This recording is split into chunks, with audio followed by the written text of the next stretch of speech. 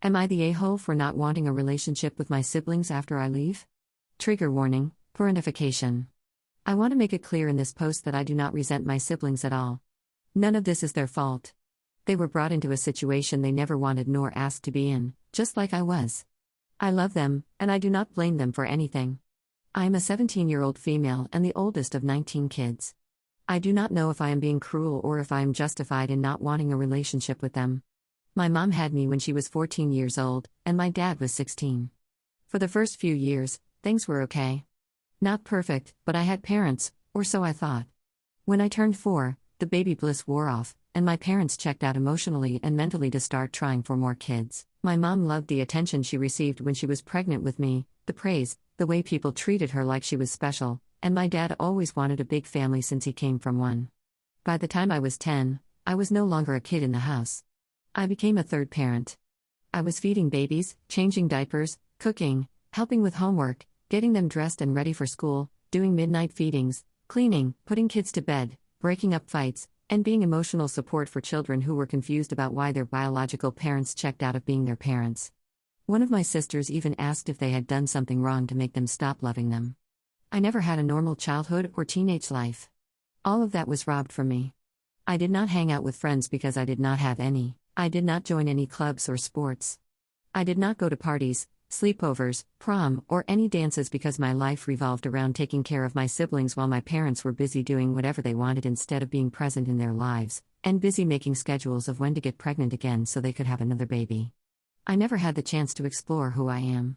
I do not know my interests or my personality outside of responsibility. Everything I was supposed to experience was taken from me. My autonomy, my freedom, my identity, gone. Now I am 17, and I am counting down the days until I turn 18 and can finally leave this soul-sucking house to find myself. To find out what my interests are and the personality my parents robbed from me. To find out who I am. But here is where I think I might be the a-hole. When I leave, I do not want a relationship with my siblings.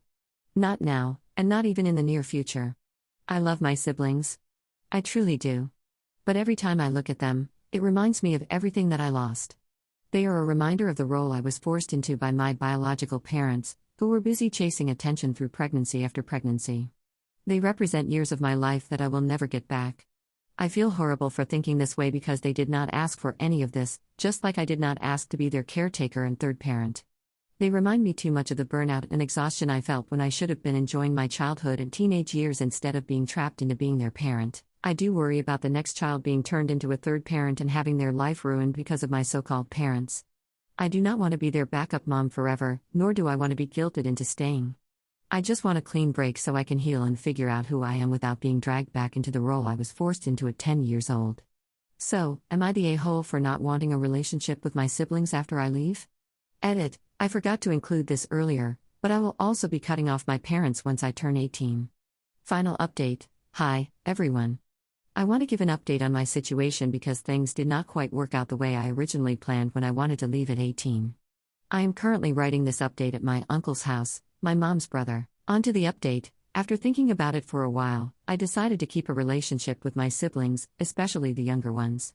They need someone who can take them in if my parents decide to parentify them as well.